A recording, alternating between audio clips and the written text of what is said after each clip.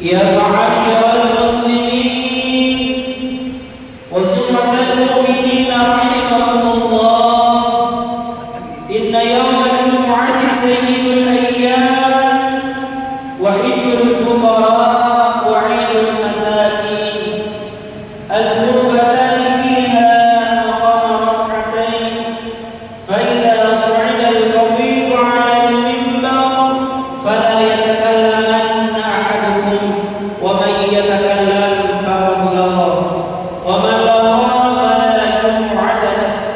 أنصتوا واسمعوا وأطيعوا رحمكم الله. أنصتوا واسمعوا وأطيعوا رحمكم الله. أنصتوا واسمعوا وأطيعوا جميعا رحمكم الله لعلكم تفلحون.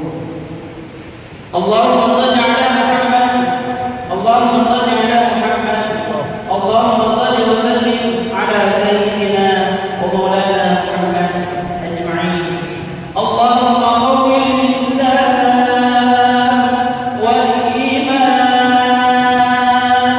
من المسلمين والمسلمات والمؤمنين والمؤمنات، وانصرهم على المعاندين. رب اختم لنا منك بالخير، ويا خير الناصرين برحمتك يا أرحم الراحمين. السلام عليكم ورحمة الله وبركاته. الله أكبر، الله أكبر، الله أكبر، الله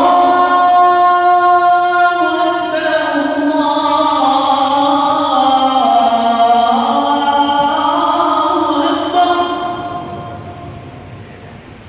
أشهد أن لا إله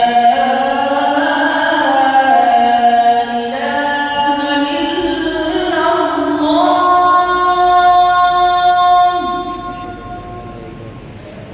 أشهد أن لا إله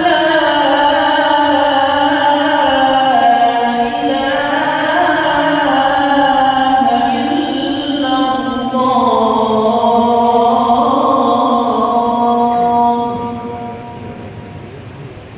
أشهد أن محمدا رسول الله.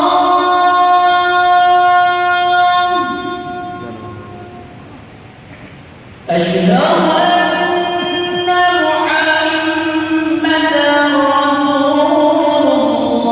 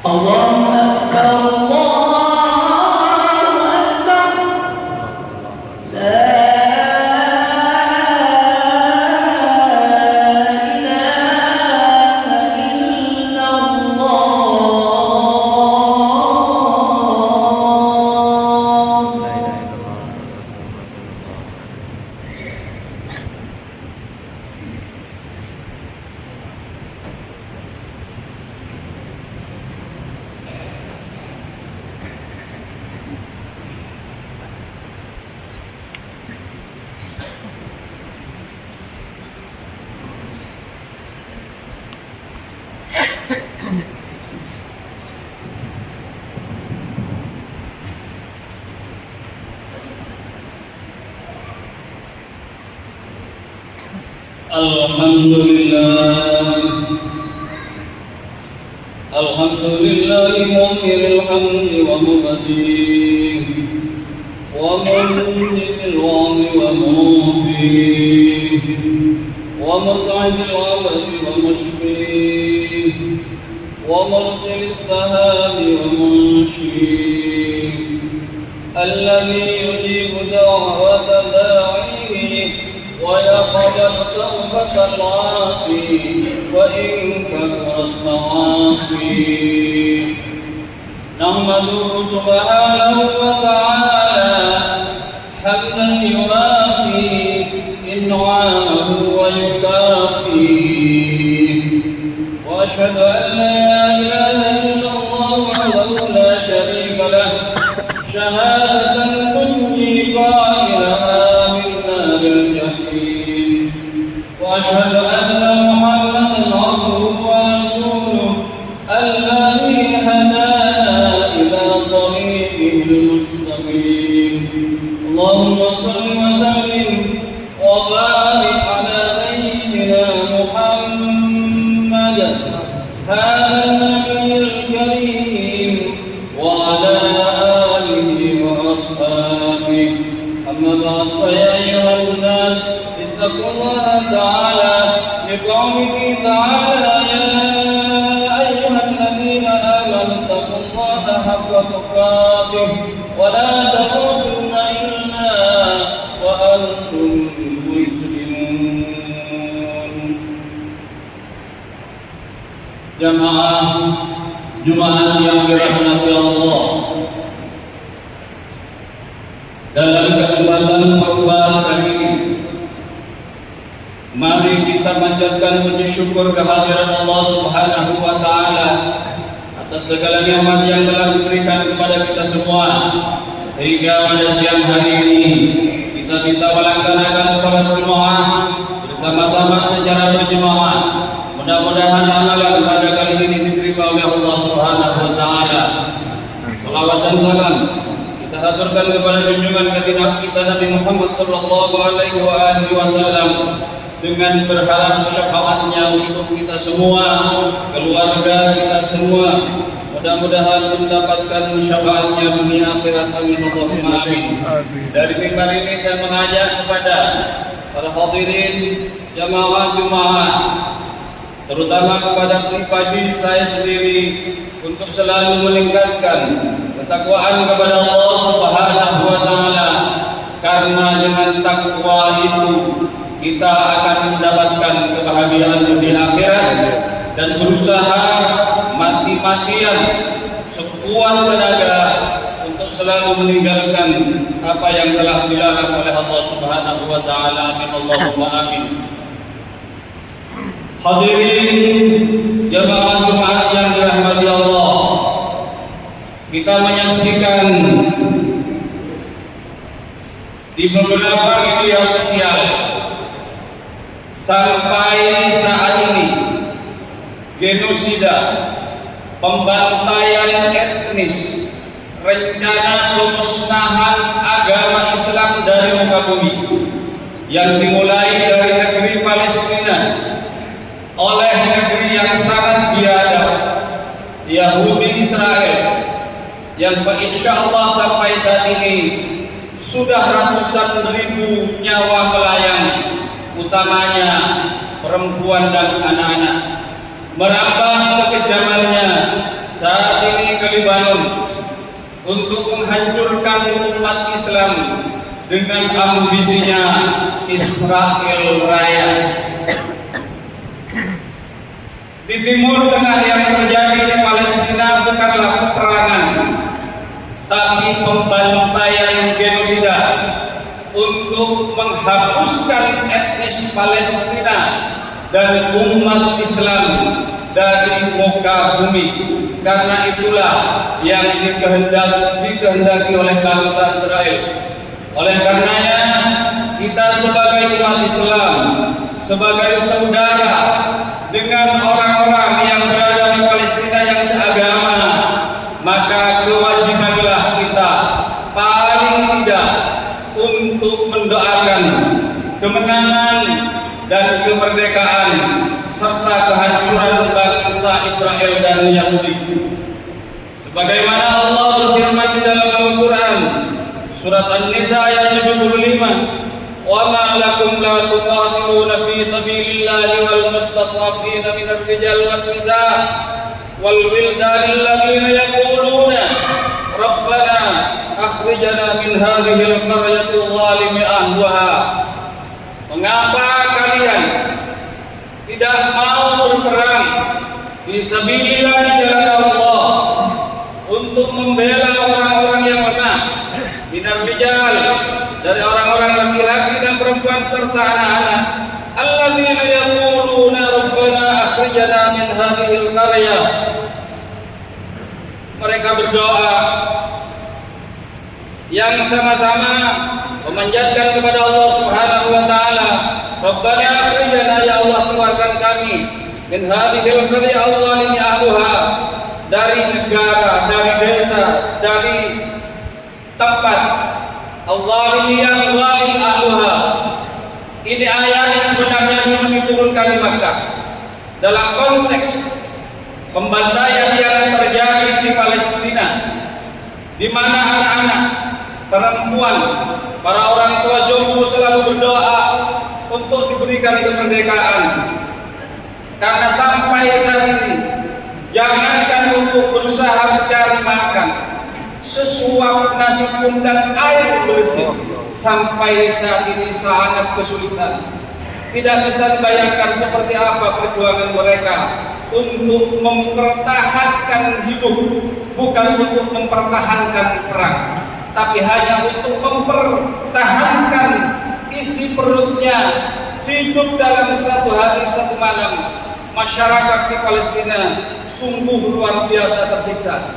Oleh karenanya kita sebagai umat Islam, sebagai saudara seagama, seyogianya punya rasa prihatin dan selalu berdoa kepada Allah Subhanahu wa taala untuk kemerdekaan bangsa Palestina dan kehancuran bangsa Yahudi dan Israel. Karena apa? Di dalam hadis Rasulullah sallallahu alaihi wasallam bersabda, al-mu'minu lil mu'min kal bunyan yashuddu ba'dahu ba'dha, bahwa kita ini sebagai umat Islam, orang mukmin yang satu dengan yang lainnya adalah seperti bangunan yang sebagian menguatkan kepada bagian yang lainnya. Di dalam hadis yang lain baginda Rasul sallallahu alaihi wasallam bersabda, mathalul mu'minina fi tawadihim wa tarahumihim wa ta'abufihim mathalul jasad idza ishtaka minhu udhun tada'a lahu sa'irul jasad bis-sahari wal humma. Perumpamaan antara orang mukmin yang satu dengan yang lain di dalam saling cinta, saling mengasihi, saling menyayangi. Mathalul jasad, seperti tubuh, idza ishtaka minhu, jika salah satu bagian tubuh kita udhun, ada yang sakit, tada'a lahu sa'irul jasad, maka bagian tubuh yang lain akan ikut terjaga dan merasakan panas. Oleh karena itu, jamaah sekalian, kalau kita tidak punya rasa peduli, tidak berusaha untuk mendoakan saudara kita seiman dan seagama di Palestina, di Libanon, khawatir kelak ketika kita menghadap Allah Subhanahu wa taala, kita akan ditagih oleh Allah Subhanahu wa taala. Kemana kalian umat Islam di Pamekasan? Sudahkah kalian mendoakan saudaranya yang ada di Palestina yang saat ini mengalami genosida, penghapusan etnis, penghapusan agama Islam dari negara Palestina? Mengapa kita harus peduli dengan Palestina? Paling tidak ada beberapa alasan. Yang pertama, Palestina adalah tanah yang diberkahi oleh Allah Subhanahu wa taala. Yang kedua, negeri para nabi, di mana kisah para nabi ada di Palestina, seperti kisah Nabi Isa, Nabi Ibrahim, Nabi Ishak, Nabi Daud, dan nabi-nabi yang lain. Yang ketiga, Masjidil Aqsa sebagai kiblat pertama umat Islam sebelum dibelokkan oleh Allah Subhanahu wa taala untuk menghadap ke Masjidil Haram. Masjidil Aqsa adalah kiblat kita umat Islam yang pertama. Yang keempat, tempat akhir perjalanan Isra wal Mi'raj Nabi Muhammad sallallahu alaihi wasallam sebelum diangkat ke Sidratul Muntaha dan turun kembali di Masjidil Aqsa sebelum kembali ke Makkah. Kelima, tempat yang sunnah untuk dikunjungi setelah Masjidil Haram dan Masjid Nabawi. Oleh karena itu, jamaah sekalian, mari kita tanamkan dalam diri kita, dari lisan kita keluarkan doa untuk kemenangan kemerdekaan bangsa Palestina dan kehancuran untuk bangsa Yahudi. Dan setelah oleh Allah memang dijanjikan bangsa Yahudi dan Israel akan hancur, hatta mereka dalam peperangan bersembunyi di belakang batu, maka batu itu akan berkata, ini loh ada orang Yahudi di belakang itu, tangkap dan bunuh mereka. Itu berada dalam hadis baginda Rasulullah SAW. Doa dari saudara-saudara kita yang ada di Indonesia, yang ada di Pamekasan, yang ada di Masjid Agung ini, fa insyaallah diijabah dan didengar oleh Allah Subhanahu wa taala, karena sabda baginda Rasul sallallahu alaihi wasallam bersabda, da'watul mar'il muslim li akhi bi dhahril ghaib mustajabah. Doa seorang muslim kepada saudaranya bi dhahril ghaib, tanpa diketahui dari kejauhan oleh saudaranya yang didoakan, mustajabah, itu dikabulkan oleh Allah Subhanahu wa taala.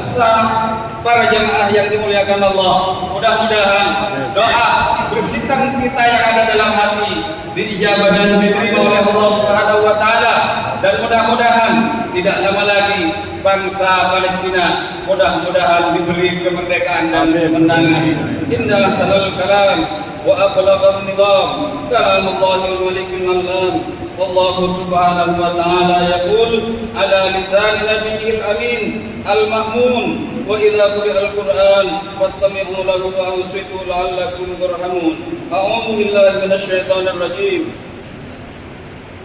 Wa ta'awanu 'alal birri wat taqwa wa la ta'awanu 'alal ithmi wal 'udwan wattaqullaha innallaha syadidul 'iqab. Barakallahu li wa lakum fil Qur'anil 'azim wa nafa'ani wa iyyakum bima fihi min al-ayati wa dhikril hakim wa taqabbal minni wa minkum innahu huwas samii'ul 'alim. Usikum 'ibadallah wa iyaya 'amma nahallahu anhu min qubhil ma'siyah fattaqullaha wa la ta'suh wastaghfirullahal 'azim li wa lakum wa li sa'iril muslimin fa ya fawzal mustaghfirin wa ya najatat taibin. Allahumma salli wa sallim ala sayyidina wa habibina wa syafi'ina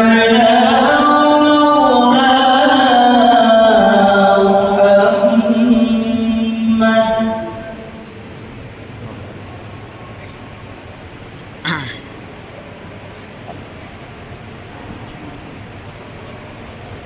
Alhamdulillah hamdan kama amar wa ashhadu an la ilaha illallah wahdahu la syarika lah irghaman liman jahada bihi wa kafar wa ashhadu anna sayyidana Muhammadan abduhu wa rasuluh sayyidul insi wal bashar. Allahumma salli wa sallim wa barik ala sayyidina Muhammad wa ala alihi wa sahbihi mattasalat aynun min Allah wa udhunun bi khabar ma ba'd fa ya ayyuhan nas ittaqullaha ta'ala wa dharul fawahisha ma dhahara wa ma batan wa hafidhu 'ala at-ta'ati wa huduril jama'ati wal jama'ah wa alamu anna Allah amarakum bimma fihi min nafsihi wa tanna bi malaikati qudsihi wa qala ta'ala ولم يزل قائلا عليما إن الله وملائكته يصلون على النبي يا أيها الذين آمنوا صلوا عليه وسلموا تسليما اللهم صل وسلم وبارك على سيدنا محمد وعلى آل سيدنا محمد كما صليت وسلمت وباركت على سيدنا إبراهيم وعلى آل سيدنا إبراهيم في العالمين إنك حميد مجيد. اللهم وارض عن الخلفاء الراشدين الذين قضوا بالحق وكانوا به يعدلون أبي بكر وعمر وعثمان وعلي وعن الستة المتممين للعشرة الكرام وعن سائر أصحاب نبيك أجمعين وعن التابعين وتابع التابعين ومن تبعهم بإحسان إلى يوم الدين. اللهم لا تجعل لأحد منهم في عنقنا غلاما ونجنا بحبهم من أهوال يوم القيامة. اللهم أعز الإسلام والمسلمين وأهلك الكفرة والمشركين وأعل كلمتك إلى يوم الدين. اللهم انصر إخواننا في فلسطين وفي لبنان وانتصر عليهم وأهلك ودمر اليهود وإسرائيل. اللهم إنا نجعلك في نحور أعدائنا ونعوذ بك من شرورهم. اللهم بدد شملهم، اللهم فرق جمعهم وشتت كلمتهم وزلزل أقدامهم وسلط كلبا من كلابك يا الله يا قهار يا جبار يا من تكم يا الله يا الله يا الله. اللهم يا منزل الكتاب يا مجري السحاب يا هازم الأحزاب اهزمهم يا الله اهزمهم يا الله اهزمهم يا الله وانصرنا عليهم. اللهم آمنا في دورنا وأصلح ولاة أمورنا واجعل اللهم ولايتنا في من خافك واتقاك. اللهم اغفر للمسلمين والمسلمات والمؤمنين والمؤمنات الأحياء منهم والأموات برحمتك يا غالب العطيات. اللهم ادفع عنا الغلاء والوباء والربا والزنا والزلازل والمهن وسوء الفتن ما ظهر منها وما بطن عن بلدنا هذا خاصة وعن سائر بلاد المسلمين عما يا رب العالمين. ربنا آتنا في الدنيا حسنة وفي الآخرة حسنة وقنا عذاب النار. عباد الله إن الله يأمر بالعدل والإحسان وإيتاء ذي القربى وينهى عن الفحشاء والمنكر والبغي يعظكم لعلكم تذكرون. فاذكروا الله العظيم يذكركم واشكروه على نعمه يزدكم واسألوه من فضله يؤتكم ولذكر الله أكبر. الله أكبر.